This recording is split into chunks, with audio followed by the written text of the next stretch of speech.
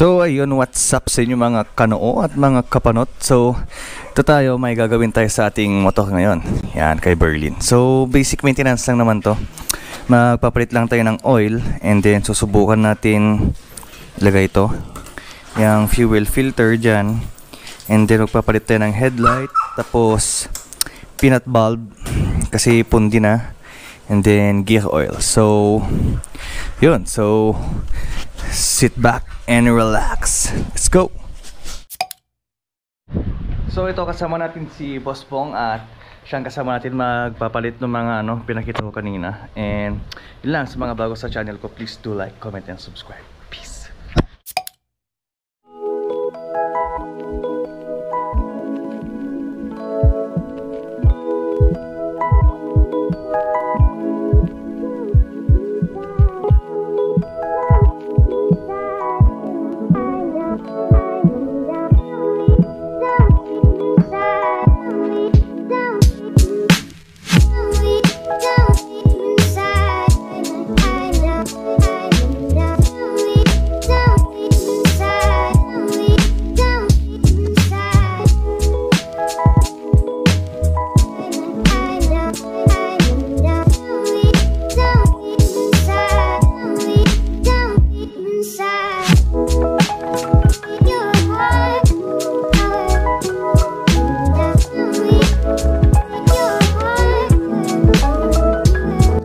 So yan mga kano, tinatanggal natin yung sa may ng gas, i-drain natin yan para may lagay natin yung fuel filter sa fuel tank.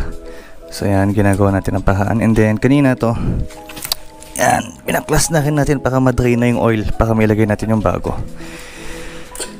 So yan, enjoy nyo muna.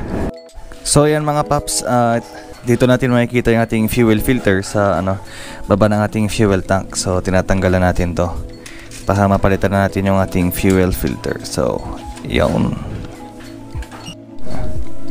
So ito mga paps, ayan yung ating lumang fuel filter. Pakita mo nga Boss Bong.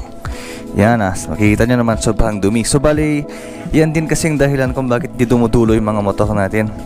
So huwag kayo maniniwala sa mga bola-bola na sinasabi. Joke. Pero ito daw ang talagang main reason kung bakit nahihirapan dumulong ating motor. Kasi either madumi na ang kanyang fuel filter or iba talaga yung timpla ng bola mo. So natin yung bago tsaka yung ayan. So pala yan yung bago.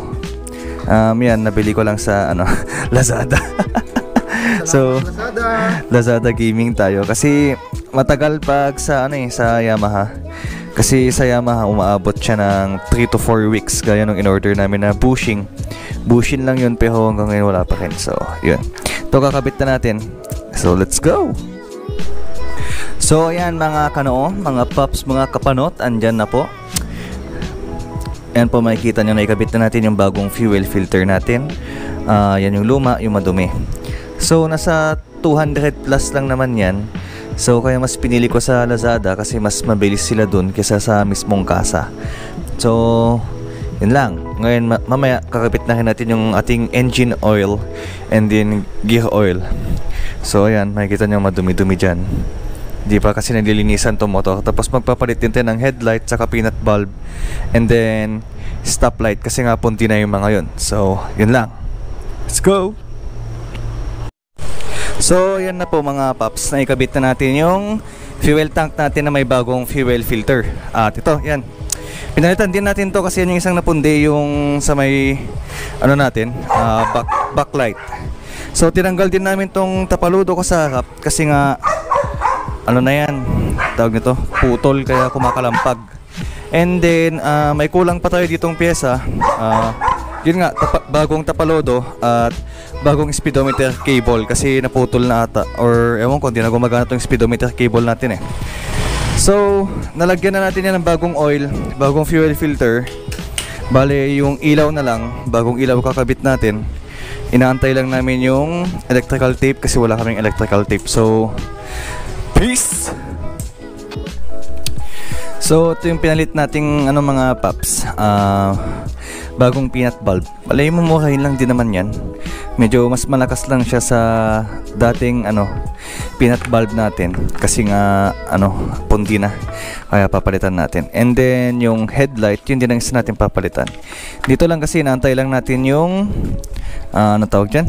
Electrical tape para ma-secure yung mga wirings natin. Yun kasi yan yung dating gumawa is ganyan yung ginawa niya, parang may mga kinat siya. Ewan ko kung may kinat siya kasi yun nagkagulo-gulo ng konti. So ayusin na lang natin. Inaantay lang natin yung electrical tape kasi nagpabili na rin naman na tayo. So yun lang. Peace! So syempre, shout out sa PKB Tech, ang isang sponsor natin, at ang ating mga brad sa International Order of Timolay. You!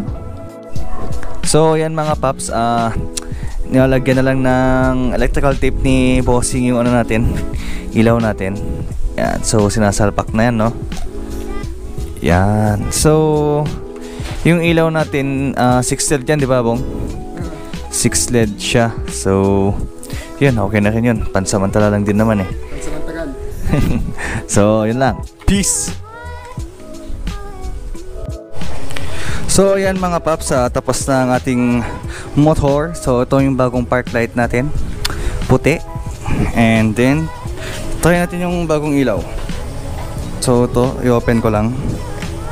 So ito yung kanyang low. Ayan, yan yung low nya.